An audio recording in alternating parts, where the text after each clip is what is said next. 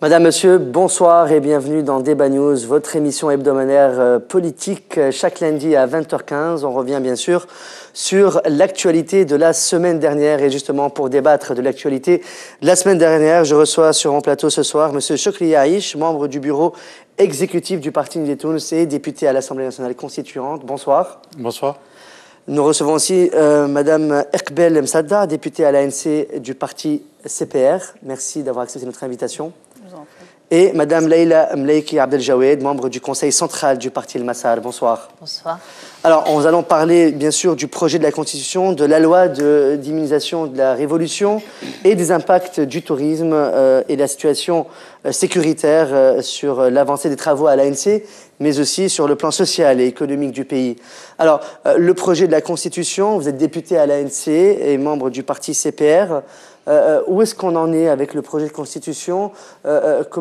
On voit avec les problèmes sécuritaires du pays quand même que les travaux n'avancent peut-être pas de la manière qu'on souhaite, mais tout de même, où est-ce qu'on en est aujourd'hui avec ce projet de Constitution? On a vu que certains députés quand même du CPR, mais aussi de l'opposition, sont contre et ils ne veulent pas signer ce projet de Constitution. Alors, est-ce qu'on va arriver à un référendum ou est-ce qu'on va trouver un terrain d'entente finalement? La dernière version a suscité beaucoup de polémiques, en effet. Donc,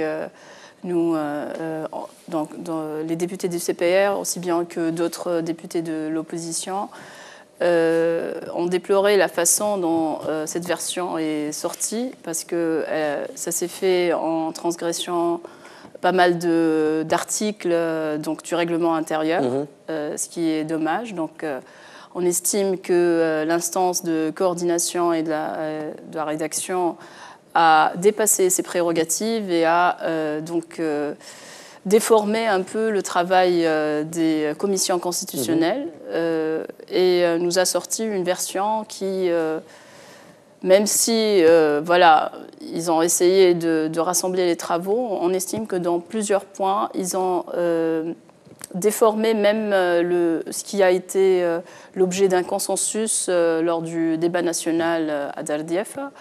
Et c'est dommage. Quelles sont les solutions finalement? Qu'est-ce qu'il faut faire? Qu'est-ce qu'il faut faire? À qui revient cette responsabilité? Je pense que c'est surtout l'instance de rédaction et de coordination. C'est dommage, au lieu de juste rassembler les travaux des différentes commissions, d'éliminer à la limite tout ce qui est redondance, faire en sorte que le texte soit harmonieux. Ils ont dépassé ces limites et ils ont tranché dans des sujets qui sont d'ordre politique et qui ne sont pas encore l'objet d'un consensus. Ils ont même déformé certaines clauses du dernier communiqué du débat national de Dardieff et toujours dans une... c'est-à-dire la balance a toujours penché du côté d'un déséquilibre des pouvoirs entre les deux têtes de l'exécutif, entre même les pouvoirs entre donc le législatif et l'exécutif. Et c'est bien dommage parce que c'est un gâchis. Moi, personnellement, j'ai été membre de la commission constitutionnelle des deux pouvoirs. Et je trouve que c'est dommage que plusieurs articles aient été éliminés, que plusieurs articles où il y avait encore un différend qui n'ont pas été débattus, qui ne sont pas encore l'objet d'un consensus, ont été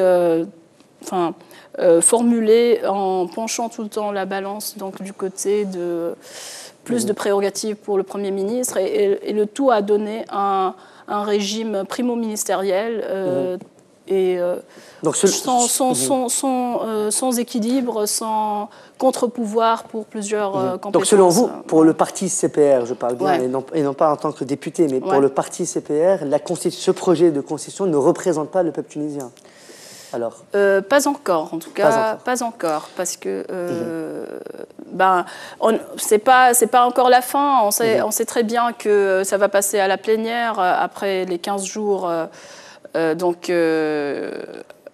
Monsieur le Président de la République et Monsieur le chef du gouvernement vont donc regarder cette version de la Constitution. Ça va passer en plénière, mais ce qu'on craint le plus, c'est que ça passe au référendum et avec une faible légitimité. Donc on ne veut pas qu'on se retrouve dans le cas égyptien.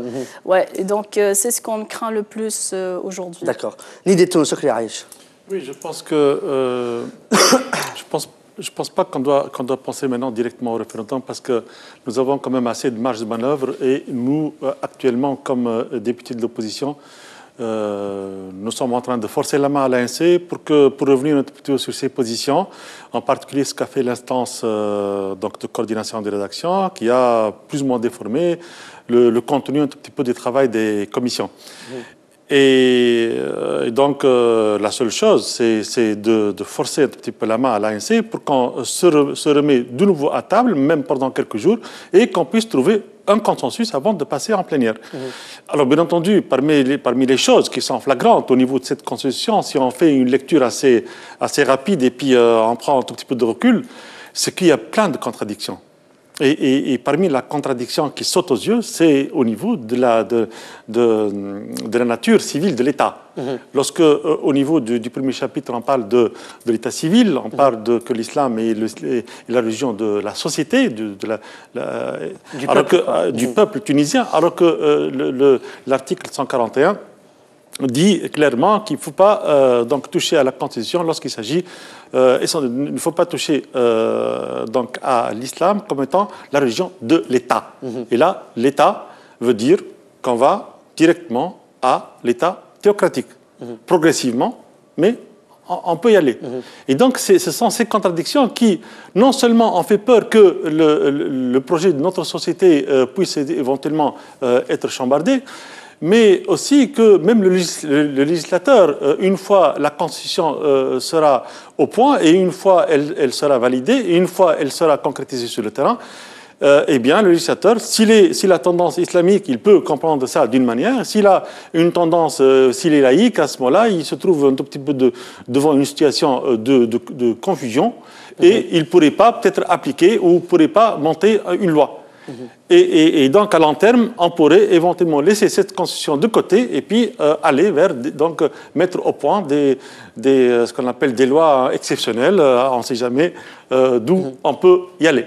Alors, est-ce que, une autre question, hein, j'avais arrivé à vous, Mme Leïla Mleiki, Abdel Jawed, mais est-ce que, selon vous, ce projet de constitution va aboutir à un référendum ou pas, selon vous, l'opposition ou pas? Peut-être une question que je pose à vous deux, mais allez-y, répondez en première partie. Référendum... Est-ce qu'on va y arriver à un référendum, puisqu'on ne trouve pas de... J'espère que non, j'espère que non, parce qu'arriver à un référendum devant une situation où le pays, où le peuple tunisien commence à en avoir marre, non seulement de l'ANC seulement et des députés, y compris ceux de l'opposition, mais également de la situation économique du pays.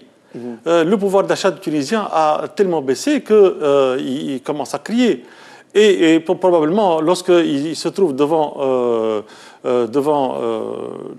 donc le fait qu'il va donc donner un petit peu son avis à cette constitution, il pourrait dire oui, comme ça, on en a marre de cette... C'est-à-dire, juste pour accélérer les choses, oui. Pardon ? Juste pour accélérer les choses. Juste pour accélérer les choses. Et ça, c'est grave. C'est encore Madame Abdel Jawed. Je pense que c'est-à-dire le référendum, ce serait vraiment la dernière chose. Donc, on essaye déjà de gagner du temps. On a demandé un délai pour reconsidérer donc tout cela, parce que franchement, pourquoi faire des commissions si on ne tient pas compte du travail des commissions? À quoi ont-elles servi en fin de compte? De plus, quand on voit que par la suite, on est accusé de faire perdre du temps à l'ANC, etc. Mais qui fait perdre du temps quand on voit que tout ce travail-là, tout ce temps-là, en fin de compte, n'a servi à rien si on ne tient pas compte du travail des commissions et si donc ceux qui ont réécrit, je vais dire donc le projet de constitution ont pris leur aise là-dessus et ils ont carrément changé ce qui a été proposé par les commissions et qui était consensuel. Et pourquoi ils ont changé selon vous? Est-ce qu'il y a une pression du parti au pouvoir, de la Troïka, pour changer des choses? Sûrement, de toutes les manières, là, on a affaire à une constitution sur mesure, là. Mais pas pour la Tunisie et pas pour le peuple tunisien. Qu'est-ce que vous répondez sur ça? Est-ce qu'on a une constitution sur mesure pour la Troïka? La Troïka, certainement pas, puisque ou pour le parti Ennahda. Le CPR, déjà, il n'est pas content du tout de cette version. En fait, ce qui s'est passé, il faudrait expliquer aux gens que dans les commissions constitutionnelles, les 22 membres sont représentatifs de ce qu'il y a, ils sont à l'image de l'ANC. Et donc, chacun, il représente proportionnellement, enfin, chaque groupe de députés, il représente donc proportionnellement les partis qui sont à l'ANC. Contrairement à la commission de coordination et de rédaction. Et c'est là où ça se corse. Où ça se corse, voilà. Donc, que les commissions constitutionnelles débattent, qu'elles essayent d'arriver à un consensus, c'est normal. Donc, c'est quelque part les partis qui sont en train de débattre, alors qu'au niveau de l'instance de rédaction, c'est une commission qui est censée être technique, donc qui est censée être, voilà, elle n'est pas représentative. Il y a juste le président et le rapporteur de chaque commission qui sont là pour transmettre et remettre le travail des différentes commissions. Donc c'est dommage que cette instance ait dépassé ses prérogatives, comme je l'ai noté, en supprimant des articles, par exemple, qui se rapportent au statut de l'opposition. Ils l'ont tellement allégé, ils l'ont tellement vidé de tout son sens que c'est vraiment dommage. Ils ont, comme j'ai dit, donc, à chaque fois, par exemple, où il y avait deux avis dans la commission constitutionnelle, parce que ça n'a pas encore fait l'objet d'un consensus, ça penche à chaque fois du côté de l'avis d'Ennahda ou du parti au pouvoir. Du parti au pouvoir. Donc, comme l'article 30, par exemple. Et voilà, exactement. Donc, c'est ce qu'on a trouvé dommage. Et pour le scénario du référendum, moi, personnellement, je ne l'écarte pas si ce projet passe dans l'ANC, devant la plénière, parce que on sait très bien, M. Chokliaïch, c'est très bien qu'à chaque fois qu'on a un projet de loi, on a du mal à faire des amendements, à apporter des amendements au cours de la plénière. Donc c'est en général 90%, je dirais, du projet qui passe à la plénière et celui qu'on retrouve à la fin. Donc le scénario référendum n'est pas écarté quand même. N'est pas écarté. Mais pour l'instant, on n'est pas prêt à aller le discuter en plénière. Non, c'est clair. Après, quels sont les recours? C'est ça le problème aussi, parce que le règlement intérieur, après le travail de l'instance de rédaction, il est silencieux. Le texte du règlement intérieur est silencieux. C'est pour ça que c'est d'où vient d'ailleurs le recours à la justice qui a été entamé par M. Amol Chetli, donc le président de la commission, parce que pour nous, en plus bien sûr du débat politique, pourrait constituer un ultime recours pour revoir cette version. Alors, donc, par rapport au référendum, donc c'est quand même une option qui n'est pas écartée pour le CPR, si jamais cette constitution, ce projet passe à la plénière. On espère que ça serait écarté, mais quand on voit cette version, on se dit on n'est pas proche des 2 tiers, c'est clair. Le consensus autour de cette version, on en est très loin, donc ce n'est pas un scénario que j'écarterais. On est en train de voir quand même le CPR, qui fait partie de la Troïka, qui était supposé, comme Takatel, avoir un équilibre pour le parti islamiste au pouvoir, qui n'a peut-être pas, c'est pas mon avis, mais qui n'a peut-être pas joué son rôle dans la Troïka tout au long des 2 dernières années. Et aujourd'hui, on voit quand même que le CPR se rabat un peu vers l'opposition. Est-ce vrai ou pas? Est-ce que c'est une impression ou est-ce que c'est une façon de... C'est stratégie politique? Ça dépend, je crois. Ça dépend donc des articles, ça dépend de certaines positions. Il y a des positions sur lesquelles nous sommes d'accord et d'autres où donc, nous n'avons pas du tout la même orientation. Mais je veux dire que là, en ce moment, je crois qu'on est tous du même côté et que c'est franchement une orientation claire. On ne peut pas accepter donc, le projet de constitution tel qu'il est. Là, c'est clair. Alors, on a vu que le président de la République provisoire, donc Monsef Malzouk, a reçu plusieurs députés au palais, donc à Carthage, pour discuter justement de ce projet de constitution. Qu'est-ce qui s'est dit là-bas? Quelles conclusions vous en êtes sortis après Déjà, j'aimerais un peu revenir sur votre remarque. Il ne s'agit pas... la position du CPR aujourd'hui, il s'agit nullement d'un repositionnement dans l'échiquier politique. Cette position, notre défense du régime mixte, a toujours été un combat pour nous au niveau de la donc de la commission dont je suis membre. Et donc, ça a toujours été le cas. C'est seulement maintenant que ça apparaît à la surface parce que la dernière version donc, est sortie et parce qu'il y a on a beaucoup de réserves sur cette dernière version parce que les accords n'ont pas été respectés, parce que le travail de la Commission en grande partie a été bafoué. Donc, il faudrait peut-être séparer un peu le côté, je dirais, politique. Voilà. Et surtout qu'on a toujours dit et redit que la coalition, elle ne portait pas sur la Constitution. On avait dès le départ des visions très différentes. Nada donc, défendait un régime parlementaire, nous un régime mixte. En principe, Takatel aussi. Bon, aujourd'hui, il semble satisfait de cette version. Je ne sais pas pourquoi, mais bon, en tout cas, le CPR, sa position aujourd'hui est la position qu'il a toujours adoptée donc, au niveau de la Constitution. Très bien. Alors, par rapport donc, à la visite à M. le Président, donc hier, il a reçu... Jeudi dernier. Voilà, jeudi dernier, il a reçu donc, un groupe de députés qui sont venus le voir. C'est un groupe de 22 députés à peu près. J'ai pas le nombre exact, je pense moins que ça, mais ils sont plutôt représentatifs donc, des différents courants donc, et partis qui sont pas satisfaits de cette dernière version. L'idée était de voir quelles seraient les possibilités donc, de revenir sur cette version, d'essayer de l'amender avant qu'elle ne passe en plénière, quels étaient les débats possibles avec l'UGTT, avec la Ligue des droits de l'homme, avec toutes donc, les forces de la société civile et des partis qui pourraient justement faire pression pour qu'on ne se retrouve pas avec cette version en plénière. Chokri Arish, par rapport à ces députés qui sont partis voir donc, le président de la République, qu'est-ce qu'on peut en dire ? Oui, je pense que c'est une étape à saluer parce que finalement, on veut bien que toutes les forces politiques du pays soient averties que la situation devient dangereuse. Et puis, si on va passer un tout petit peu cette version, ce projet donc, de constitution à la plénière, vous savez, en plénière, nous avons devant nous un bouton et ce bouton-là, c'est une voix et on ne sait pas ce qui va se passer.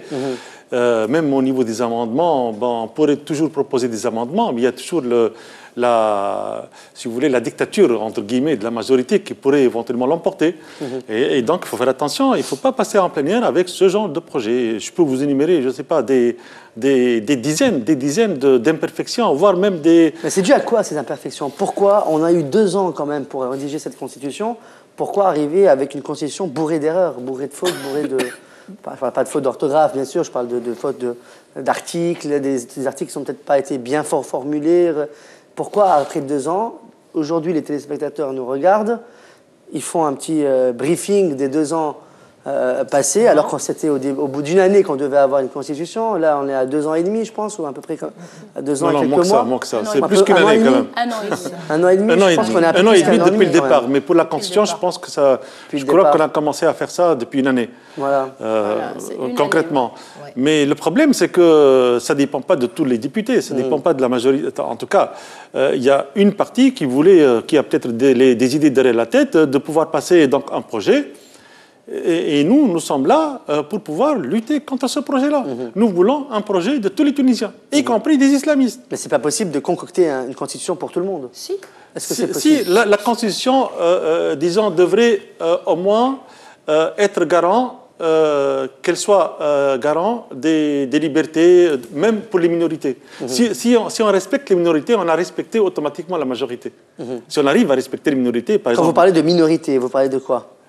Il y a les minorités ethniques, nous avons des minorités ethniques, nous avons des blancs et des noirs en Tunisie. Ça, il faut des juifs tunisiens aussi, peut-être. Nous avons également des musulmans, comme nous avons également des juifs, nous avons des catholiques aussi, même s'ils sont minoritaires, mais il existe quand même. Lorsque je prends le cas, par exemple, de l'article 6 qui stipule que l'État est garant de la religion au singulier, on devrait dire des religions, parce que finalement, c'est vrai que la religion musulmane est la religion qui est prépondérante. C'est vrai que la majorité du peuple tunisien, y compris moi-même, nous sommes musulmans. Mais spécifier qu'il s'agit d'une seule religion, c'est-à-dire que nous avons discriminé, nous avons écarté donc les autres religions. Et ça ne devrait pas se mettre dans une constitution. Est-ce que quand on parle de minorité, on parle aussi de liberté sexuelle ou pas? Est-ce que l'homosexualité rentre dans les minorités ou pas? Non, je ne crois pas que... Non, on n'arrive pas jusque-là. Non. non, ça c'est... Même personne, même de l'opposition, ne vous dirait qu'il est avec ce genre de truc. Non. C'est impossible. Pourtant, ce sont des minorités et ce sont des classes qui existent au sein de notre pays, non? Et ce que nous avons demandé, c'est que ça ne soit pas incriminé, c'est tout. Sauf que la loi incrimine les gens aujourd'hui, selon la loi. Alors justement, vous avez pris la parole, selon vous. Ben, c'est-à-dire ce genre de problème ne s'est pas posé, n'a même pas été discuté par les députés. Ce genre de problème existe dans notre pays. Parce que nous partons du principe que chacun, donc ça relève de l'intime, je vais dire, ça ne relève pas de l'État, tant que ça ne touche pas, je vais dire, le public, ça ne nuit pas aux autres. Que ça ne nuit pas aux autres, c'est-à-dire on ne peut pas intervenir dans je veux dire l'intime. Et ce n'est pas quelque chose qui a été discuté, ce n'est pas la priorité, la Constitution. Donc, non, mais là, c'était une parenthèse que j'ai ouverte par rapport aux minorités. Voilà. Alors, mais ce n'est pas, on ne considère pas ça comme une minorité, pas du tout. D'accord, merci. Alors, on continue justement dans cette... Alors, la loi d'immunisation de la Révolution, ce serait de carter les anciens RCDistes, tout ça. Quelle est votre position, Nidetoun? Je pense que ça vous concerne directement. Par rapport au parti. Je ne pense pas que ça concerne seulement les détours, ça concerne toute une partie de la population qui, en principe, avait joué un rôle qu'on connaît. Donc, une loi de ce genre... C'est-à-dire qu'on connaît, plus précis. Disons, cette loi-là vient pour écarter donc, une partie de la population qui a joué un rôle en politique, en politique dans l'ère de Ben Ali. Dans l'ère de Ben Ali.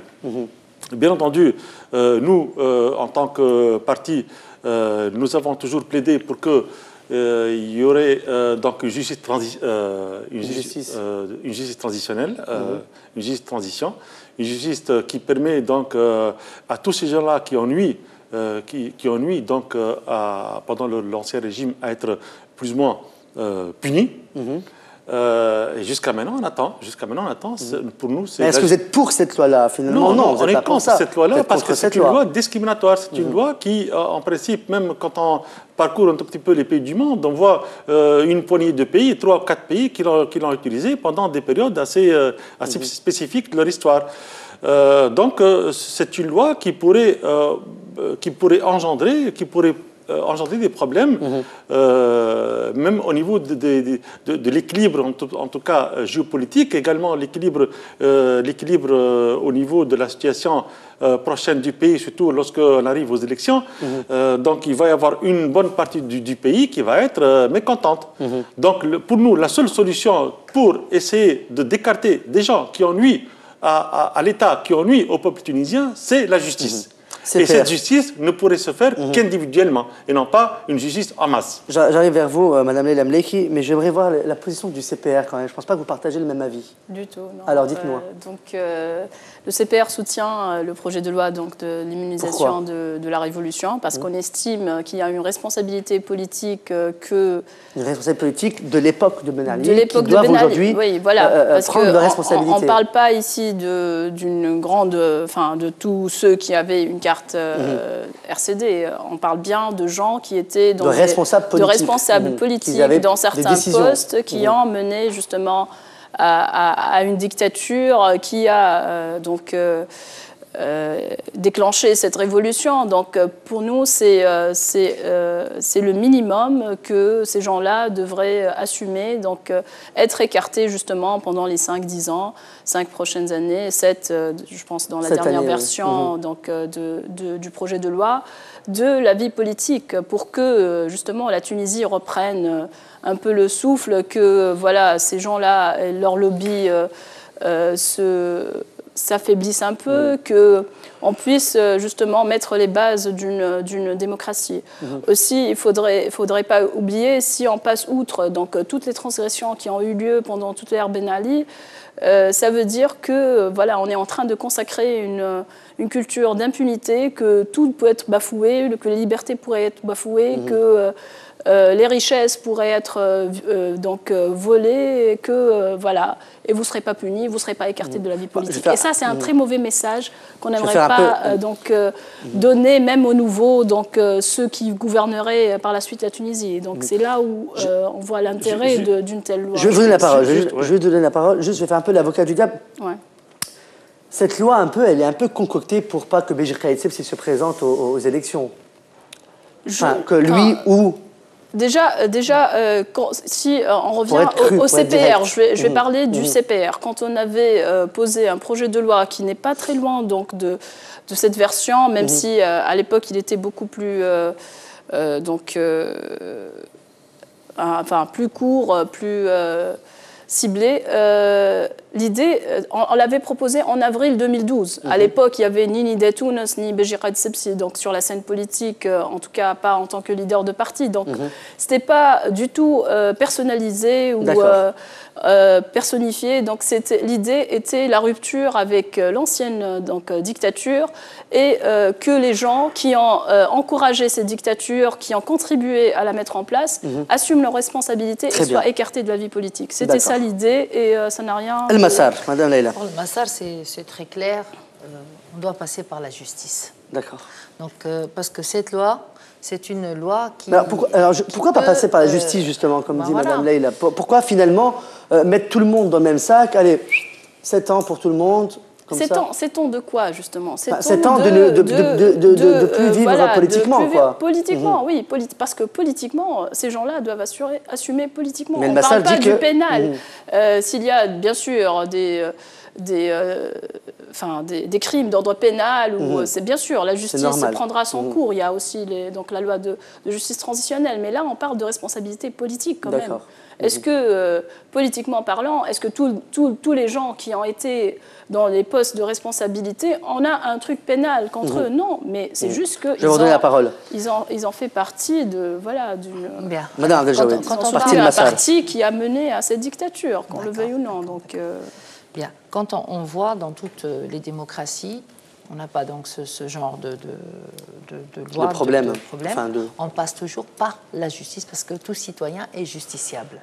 Et donc, je crois que... soumis à la justice. Et soumis aussi à la justice. Et je pense que nous avons un appareil, donc, franchement, qui nous permet de régler tous ces problèmes-là sans pour autant avoir recours à ce genre donc, de loi qui peut amener vers certaines dérives et qui peut aussi contourner, franchement, les objectifs de la révolution. Est-ce que c'est un peu de la haine, inciter un peu à la haine pour les gens qui ont eu des responsables? C'est un petit peu, jouer à la chasse... J'utilisais un grand mot, mais c'est peut-être pas ça. C'est un petit peu jouer à la chasse aux sorcières. Or, nous voulons que tous ceux qui ont été donc responsables à quelque niveau que ce soit, je veux dire, qu'ils passent par la justice, que la justice fasse son travail. Que la justice prouve que cette personne-là a pris de mauvaises décisions. Nous sommes d'accord. Le Massar le dit, donc, il faut que ceux qui ont donc, je vais dire, une responsabilité quelconque ou un détournement ou quel que soit, c'est-à-dire le délit, passent par la justice. Mais ce genre de loi, non. Non, franchement, parce que c'est dangereux aussi. Oui, Monsieur Aïch. Ce projet, d'abord, vous m'excusez, Akbel, il est proposé par une poignée de personnes qui actuellement ne représentent plus rien. Le CPR, il est compartimenté, il est morcelé en 3-4 miettes, 4 morceaux. Est-ce qu'il représente le CPR actuellement, le peuple tunisien? Le seul garant, le seul apte qui pourrait éventuellement faire justice, c'est le peuple tunisien au niveau des urnes. Donc c'est uniquement les urnes qui vont déterminer qui doit en passer et qui doit rester. Et bien entendu, je suis d'accord, et tout à fait d'accord, que, par exemple, les anciens RCDistes, dans certains, ennuient donc à la Tunisie et au peuple tunisien. Certains sont peut-être un peu partout dans le paysage politique, y compris dans les partis au pouvoir. Et donc, ces gens-là devraient passer par la justice habituelle. Et pourquoi on attend jusqu'à maintenant parce que les élections approchent, c'est pour ça. Donc il y a des idées derrière la tête, il y a des partis qui ont besoin de ces gens-là, probablement, peut-être pour des raisons financières ou autres. Et donc il est en train de cacher un tout petit peu, comme on dit, le soleil par le tamis, si on peut le dire. Et donc ils veulent, quoi que ce soit, faire un tout petit peu de mouvement et pour attirer un tout petit peu la foule. Voilà, tout simplement, je pense que c'est une question... Je ne crois pas que le fait de faire passer cette loi-là va nuire à un parti, et surtout comme l'idée Tunis. Et vous allez voir, si on suppose, moi je ne crois pas trop, mais si on suppose que cette loi passe, vous allez voir dans les sondages, ou même au niveau du peuple tunisien et les personnes de la rue, vous allez voir que la popularité de l'idée Tunis va certainement augmenter. CPR. Madame Erbel Msada. Oui, je vais revenir un peu sur les propos de mon collègue qui disent que le CPR représente une poignée de personnes et des miettes. Oui, des miettes. Il est divisé. On est d'accord, il est divisé. Il est divisé au moins en 3 ou 4 parties. Non, déjà, le CPR, il reprend son souffle. On a vu, c'est clair que la partie, donc la phase de notre participation au gouvernement a certainement nui au parti, on ne le cache pas, mais le CPR a encore donc, un groupe parlementaire de 15 députés. Ce projet de loi, il est soutenu de 5 groupes parlementaires dont le parti majoritaire, donc il ne s'agit pas d'une poignée de personnes qui soutiennent ce projet de loi. Ce projet de loi, aussi, vous aviez parlé des urnes, et ben justement les urnes qui ont fait que ces groupes parlementaires se retrouvent à l'Assemblée soutiennent ce genre cette loi et ce projet de loi et ont le droit d'exprimer donc ce qu'ils pensent de cette phase transitoire, comment il faudra la mener, et parmi les choses qu'on estime importante et qu'il y ait une vraie rupture avec l'ancien système, que ces gens-là s'écartent un peu du paysage politique pour qu'on puisse avancer, parce qu'on ne peut pas faire du neuf avec du vieux. Que faites-vous de ceux qui ont reçu l'absolution et qui maintenant ont tourné kazakh et qui donc sont... donc avec le parti au pouvoir? Justement, c'est l'occasion pour que justement, le parti au pouvoir n'utilise pas ces gens-là. Et que, si M. Chokri Aïch me dit que Nidatou ne serait pas affaibli à cause de ces gens-là, eh bien tant mieux. Tant mieux. Si Nidatou, s'il arrive, sont les anciens donc, complices de Ben Ali, eh bien tant mieux. Ça ne ferait qu'assainir le paysage politique pour les années à venir. On n'a pas de complices de Ben Ali chez Nidatou. Non, je n'ai pas du tout dit ça. Vous-même, vous aviez parlé Nous savons tous qu'il y a donc aujourd'hui des gens qui ont été donc, nommés à certains postes qu'ils ne méritent pas, je vais le dire, et qui pourtant faisaient partie justement, parce que c'est à travers une loi comme ça qu'on pourra mettre fin à je pense que c'est inacceptable, après une révolution, que des gens qui ont mené vers cette dictature se retrouvent encore une fois dans des postes clés pour gouverner, alors qu'ils auraient pu nous épargner. Mais c'est-à-dire il y a un autre recours. Nous pouvons prouver que ces gens-là je ne sais pas si, par exemple, quand les réunions d'El-Massal, du PDP à l'époque, des Takatol étaient interdites, je ne pense pas que vous auriez des preuves pénales contre ces gens-là. Et pourtant, le RCD a fait tout ça. Il a bafoué. Il y a eu des discriminations, des oppressions à la liberté d'expression. Donc, je ne pense pas que c'est quelque chose qu'on pourrait... On a l'impression que vous avez peur du RCD, du retour du RCD. Bien sûr, pouvez pas sûr. Et pour moi, je pense que c'est de bonne guerre. Je vais prendre une supposition. Je dirais même pas pour le RCD. Pour toute dictature qui aurait l'intention de s'installer, c'est un message fort. Les Tunisiens, ils ne lâcheront pas leurs droits. La dictature ne passera pas si nous avons la constitution qu'il faut. C'est ça, c'est là où il faut. Entre autres. Vous savez, la révolution et la mise en place d'une démocratie, c'est un long parcours. C'est sûr. Il y a plusieurs bases, dont justement la Constitution, où on aimerait que ce soit une Constitution où les pouvoirs seraient équilibrés, où les libertés seraient garanties, où le statut de l'opposition soit mis en valeur. Donc, c'est où justement, c'est la presse aussi, les libertés des médias. Ces gens-là ont bafoué toutes ces toutes ces libertés, tous ces droits. Donc, c'est pas normal qu'ils se retrouvent, encore une fois, à occuper la scène politique et qu'on reste... Mais est-ce qu'ils l'occupent? Ils l'occuperont, peut-être. Donc, cette loi-là, elle est faite si nous travaillons ensemble justement, pour que la Constitution soit consensuelle et soit celle que nous voulons, celle qui garantit, c'est-à-dire quel que soit le parti qui arrive au pouvoir, donc les droits des citoyens, il n'y aura pas de dictature. Ça, c'est sûr. Mais c'est pour ça que nous devons... C'est-à-dire que même si un combat n'empêche pas l'autre. Pour nous, c'est parmi les piliers. Donc, voilà, c'est un principe au CPR qu'il faut... parmi d'autres, voilà. Mais vous savez, il y a quelque chose qui s'est passé auparavant. On le connaît, ça, à l'époque de Ben Ali. Comment Ben Ali a pris l'administration en main, comment il s'est infiltré un petit peu partout, mais on voit les mêmes choses qui se passent actuellement avec le parti au pouvoir. Ils sont en train de s'infiltrer un tout petit peu partout dans l'administration, ils sont en train d'occuper les mosquées, ils sont en train d'occuper également la rue, ils sont en train ils sont en train, avec les ligues de protection de la révolution dont le CPR soutient, en train de faire la terreur dans la rue, et ça c'est quoi? On doit faire un jour donc une justice transitionnelle, donc une loi qui devrait un tout petit peu écarter ces gens-là un jour.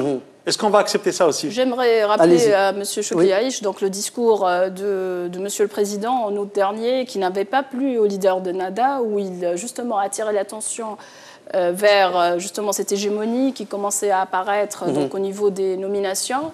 Notre combat aujourd'hui au niveau de la Constitution, justement, c'est pour freiner ce genre de nomination partisane. Et c'est pour ça, si vous regardez l'article 91 qui donne comme compétence propre du chef de gouvernement toutes les nominations aux hautes fonctions de l'État, donc sans aucun pouvoir, contrôle direct du Parlement, on trouve que ce n'est pas normal que ça passe, même donc, au niveau des affaires étrangères et de la défense, qui sont supposées être des prérogatives, des compétences donc, du président de la République. Au niveau des nominations dans les hautes fonctions de l'État, c'est une compétence propre du chef de gouvernement. Donc imaginez le parti au pouvoir en train de nommer tous ces gens-là. Donc, c'est clair, c'est en jouant sur les contre-pouvoirs au niveau de la Constitution qui pourrait freiner ce genre de tendance donc, hégémonique. Et on s'est prononcé à plusieurs reprises concernant ces nominations et ça a freiné. Concernant les ligues de protection de la Révolution, qu'est-ce que vous avez à dire par rapport à ça? Voilà, justement. Donc, le CPR, il ne soutient pas forcément... Il ne soutient pas la violence, ça c'est sûr. Personne ne vous dira... Non, ce qu'on a soutenu, c'est une démarche justement juridique concernant les ligues de protection de la Révolution, parce qu'on est contre que des associations, peu importe... Ce que vous proposez pour la loi d'immunization, c'est... des organisations, quelles que soient ces organisations-là, soient dissoutes par décision politique. Parce que si aujourd'hui on l'accepte pour les LPR, on devrait l'accepter demain pour des associations qui militent pour les droits des femmes, on pourrait l'accepter une autre fois pour d'autres organisations. Donc c'est là où justement on dit que voilà, s'il y a eu des transgressions de la loi de la part de ces LPR, eh ben, alors, il y a eu une transgression de la loi. Je pense que le lynchage, la justice, elle est là. Je pense que plus de preuves que ça, on peut pas en avoir. La justice, elle est là. Donc, il faut que la justice est en train d'avancer, là, j'ai l'impression. Et voilà, c'est la justice qui doit se prononcer. C'est pas à nous. Est-ce que vous pensez que la justice est indépendante aujourd'hui? De se prononcer, de dissoudre telle ou telle organisation. Tellement indépendante, la justice, ou pas aujourd'hui? Pas totalement, franchement, non. Non, moi non plus, parce que... Vous ne trouvez pas qu'elle est indépendante? Ça n'avance pas? Est-ce qu'il y a des dossiers qui sont bloqués? Est-ce que les partis au pouvoir sont en train de bloquer certains dossiers? Je pense qu'elle n'est pas vraiment indépendante. Certains dossiers sont encore... Rien que de voir les dossiers, par exemple, de certains journalistes, rien que de voir également ce qui s'est passé également pour les verdicts le 9 avril, du 9 avril également, ce qui se passe dans l'ambassade américaine. Il y a encore beaucoup de rapports quand même qui n'ont pas été sortis, qui n'ont pas été divulgués. C'est-à-dire même pour Sila Habib Kazorli, par exemple. Le directeur le doyen de la faculté. Franchement, le feuilleton a tiré à l'ange. Qu'est-ce qui se passe alors au gouvernement? Pourquoi la justice, pas pourquoi les gens sont en prison, attendent leur procès avec des années d'attente? Qu'est-ce qui se passe? Vous savez, c'est comme tous les chantiers ouverts au niveau de tout le pays, la magistrature en fait partie. On a voté il n'y a pas très longtemps donc la loi donc, qui régule la magistrature et on espère que ça va être mis en application très rapidement avec le Haut Conseil de la magistrature. Donc c'est parmi les gros chantiers, c'est un pouvoir donc, à part entière qui a été, comme nous le savons tous, donc, aussi qui n'a pas échappé à la main de Ben Ali, du temps de Ben Ali. Donc ça va venir, mais je veux dire... on est en train d'instaurer les bases, j'espère, sûrement. Donc, on est tous, on voit tous que ça ne va pas comme on le souhaite, mais c'est un long parcours. Et donc, j'espère qu'on a commencé quand même à mettre les bases. Donc, le fait d'avoir voté cette loi et que la composition du Haut Conseil de la magistrature avance ne peut être que bénéfique. Alors, le Massa Leila Mleiki Abdeljaoui, qu'est-ce que vous répondez au 32e anniversaire donc, du parti Nahda qui s'est passé? Donc, ils ont fait ça à Sfax.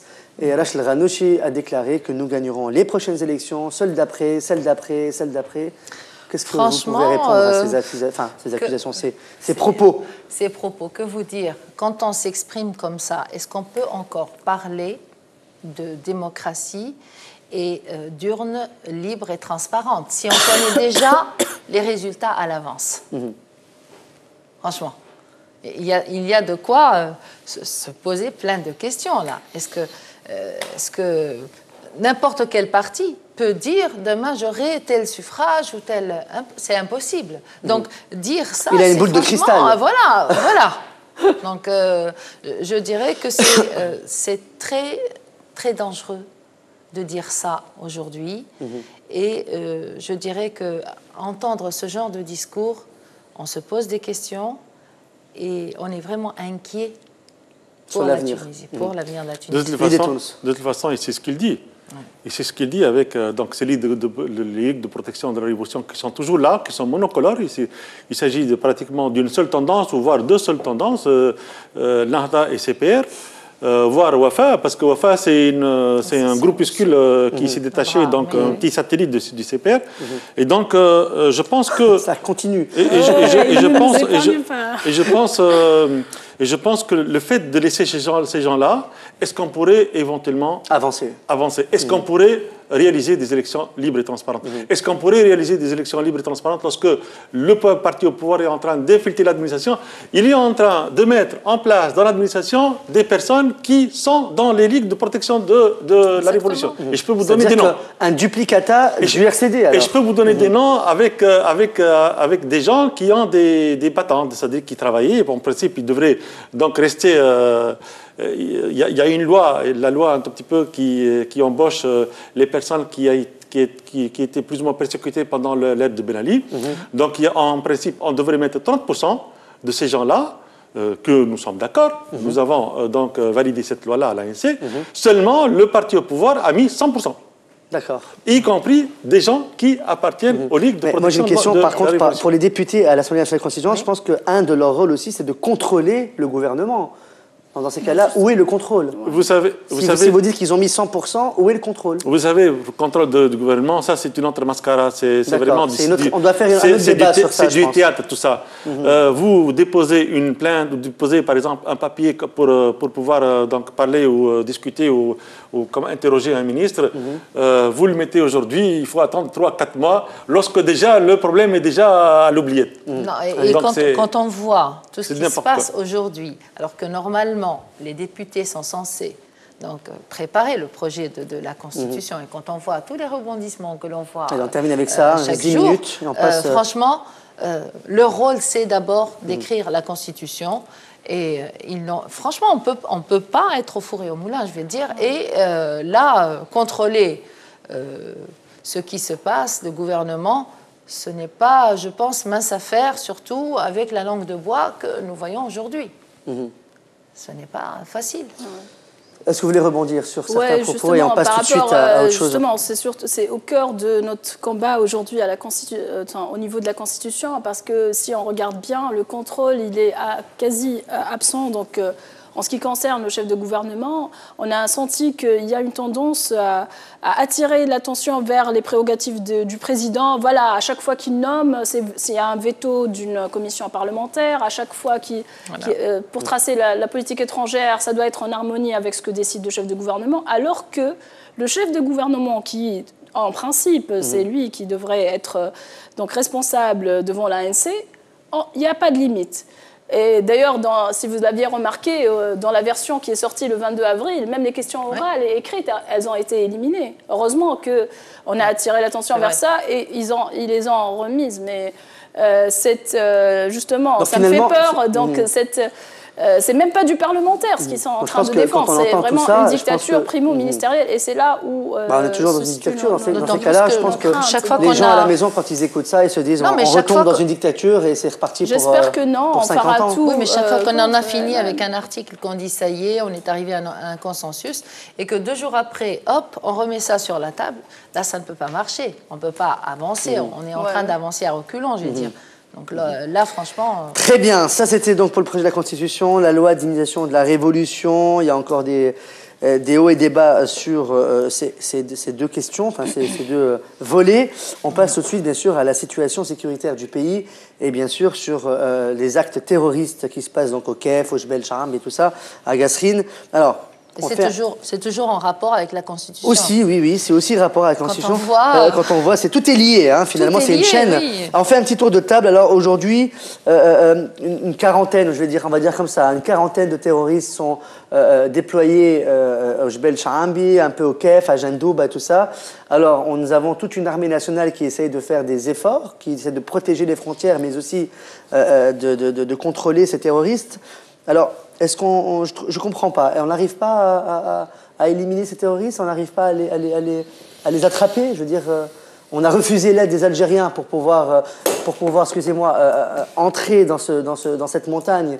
Et là, on voit qu'il y a encore des mines qui sont en train d'exploser, encore des morts, encore des blessés. De l'armée algérienne je pense qu'il y a 30 000 hommes qui ont été déployés par l'Algérie. Oui, voilà. Alors pourquoi le gouvernement, encore une fois, c'est encore un problème du gouvernement, ou un problème du chef d'état-major des 3 armées.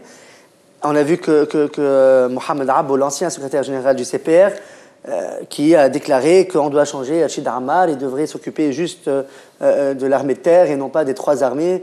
Il est débordé avec ça. Alors, est-ce que vous partagez le même avis? Quelles sont les solutions? Est-ce qu'on doit attaquer le Jebel Charhambi avec des moyens aériens, terrestres? Qu'est-ce qui se passe? Pourquoi on est en train d'encercler et non pas d'attaquer ces gens-là qui, eux, sont en train d'attaquer notre armée? Allez-y. Mais attaquer quoi? Est-ce que vous êtes sûr qu'au niveau de Jebel Charhambi, il y a des terroristes? Moi, je ne crois pas. Vous savez... en tout cas, ce qui est proposé aux téléspectateurs, c'est comme ça. Justement, tout d'abord, il faut demander aux états-majors, et en particulier au gouvernement, qu'ils soient transparents. Il y a beaucoup de choses qu'on ne connaît pas. 1. 2, c'est des choses qui devraient arriver un jour, parce que depuis 8 mois ou 9 mois, comment on s'est comporté, par exemple, à ces histoires d'armement qu'on trouve un tout petit peu, comment on s'est comporté par rapport à des messages qui viennent de l'extérieur également, même de l'intérieur, qu'il y a des camps d'entraînement, que ce soit dans le nord, ou également dans le sud, ou même dans la région de Kasserine.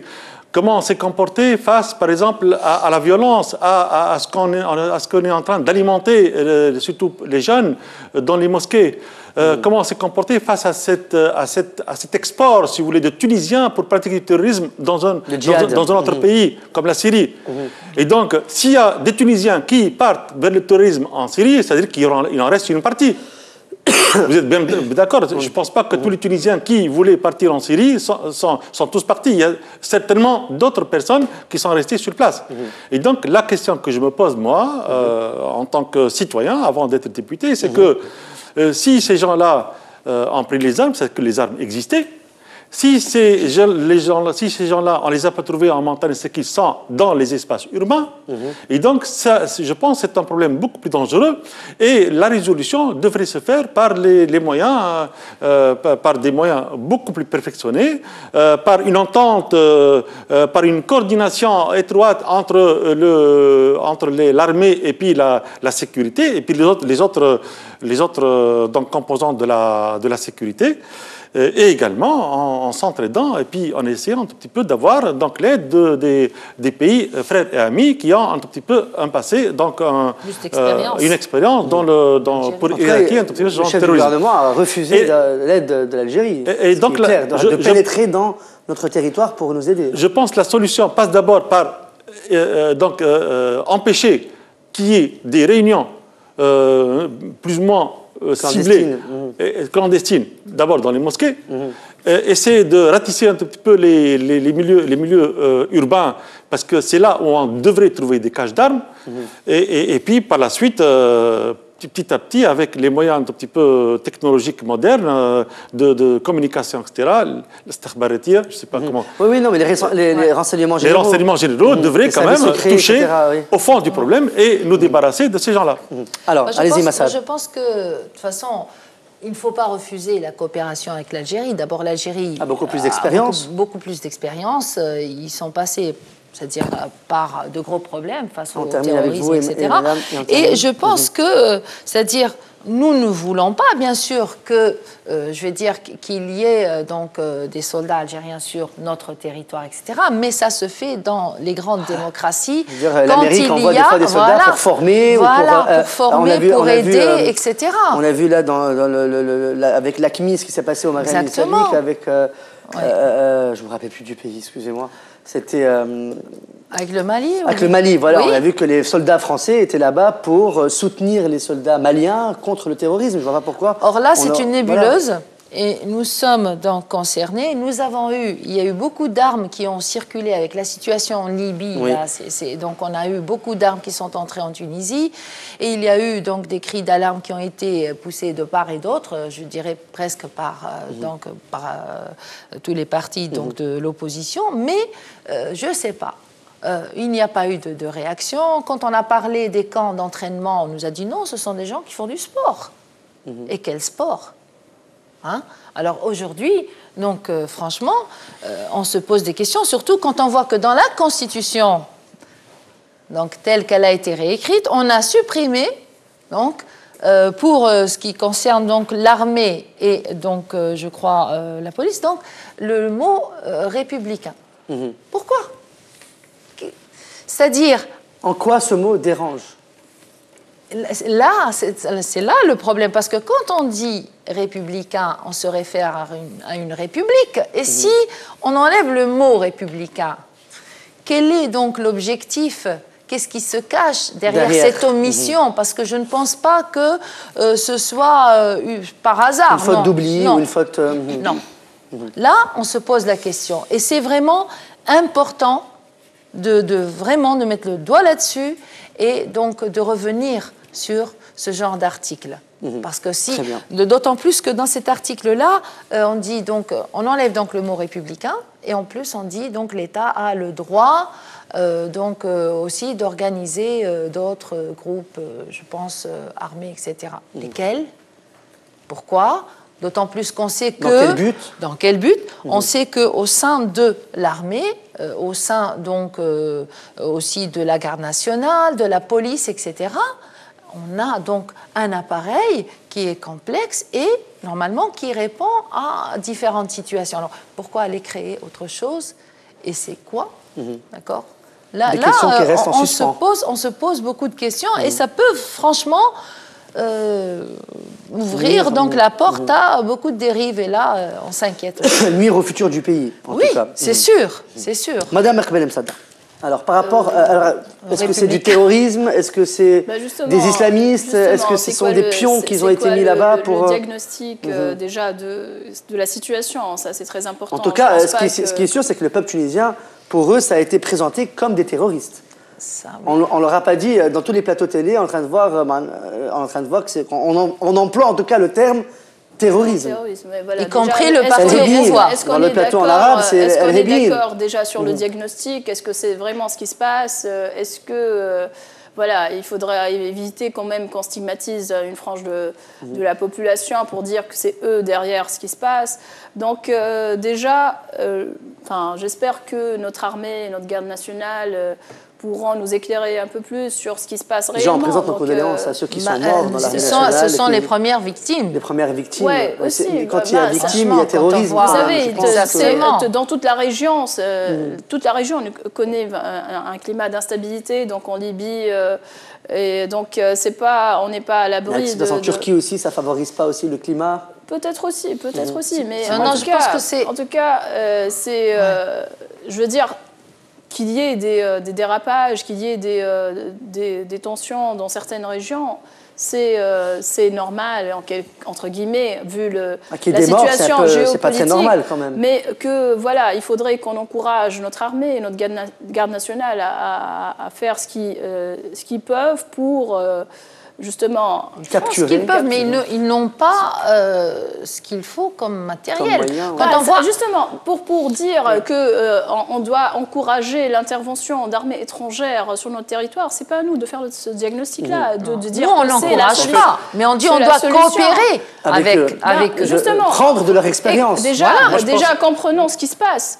Et je pense que c'est les chefs suprêmes de l'armée, le président de la République, le ministre de la Défense et le chef de gouvernement qui sont plus à même de prendre des décisions qu'il faut en fonction des rapports de sécurité qu'ils reçoivent, en fonction de ce qui se passe.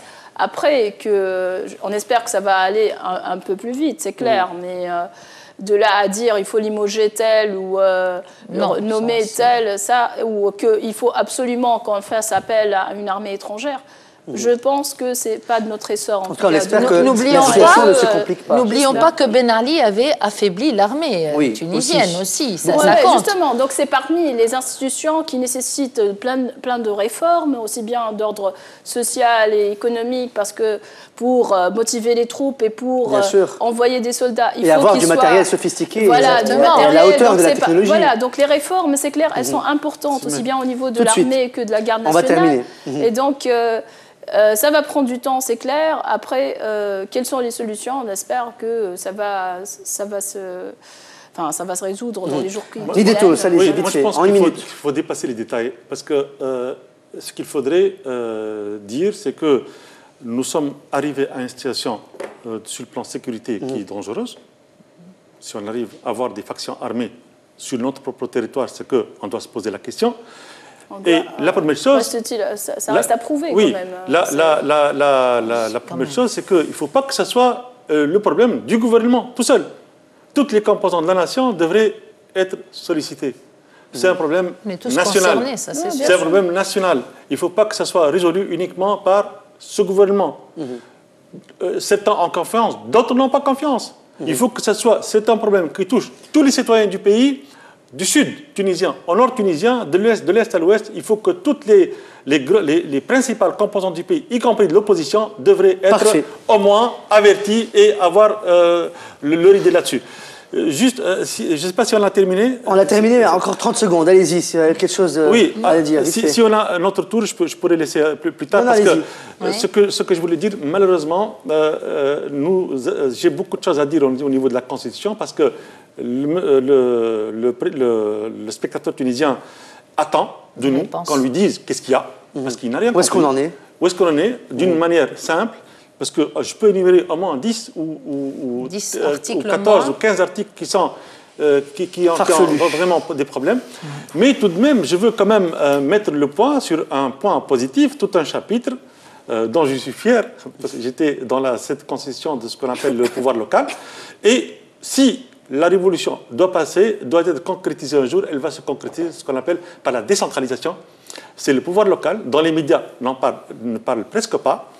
C'est le jour où nous aurons donc des collectivités locales, c'est-à-dire des municipalités ou des conseils régionaux ou des conseils également provinciaux qui vont avoir les moyens conséquents pour pouvoir réaliser leur propre projet sur le terrain, que le pouvoir central n'a aucun pouvoir sur ces collectivités-là, même le wali, le gouverneur, n'aura aucune ingérence sur ces collectivités-là.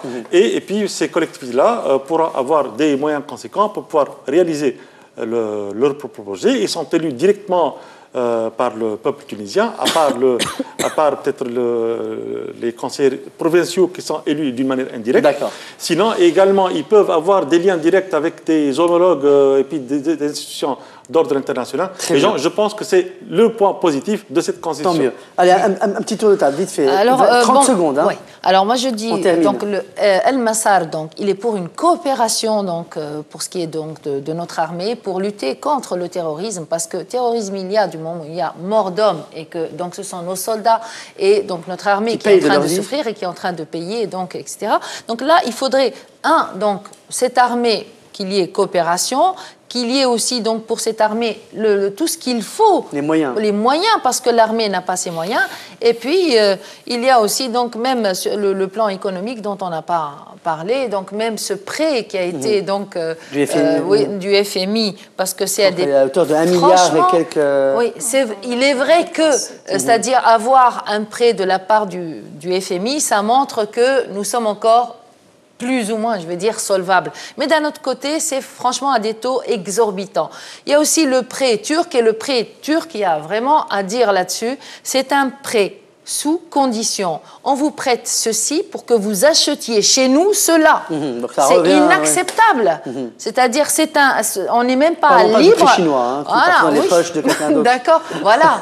Donc franchement, il ne faut pas tromper le citoyen tunisien, mais lui dire voilà ce qu'il y a, pour qu'il comprenne. Parfait. Allez, Madame Erkbel, dernier mot pour vous. On continuera notre combat pour une constitution donc, qui soit vraiment adéquate, donc, qui représente les Tunisiens. C'est dommage que le processus ait été bafoué vers la fin, alors que tout allait bien. Et on continuera à se battre pour que... Parfait. Merci beaucoup alors, Madame Erkbel Sadar, députée à l'Assemblée nationale constituante, qui représente bien sûr le parti CPR. Merci aussi à Mme Leila Mleiki Abdel Jawed, membre du conseil central du parti El Massar. Et merci à M. Chokri Yaïch, membre du bureau exécutif du parti des tous et bien sûr député à l'Assemblée nationale constituante. Merci d'avoir accepté à vous trois notre invitation. On espère vous revoir bientôt sur notre plateau pour d'autres questions, un autre débat. Merci à vous à la maison qui nous avez regardé et suivi attentivement. J'espère qu'on a répondu à toutes vos questions. On se retrouve lundi prochain à 20h15 sur la même chaîne, sur Tunesnet TV. Bonne fin de soirée.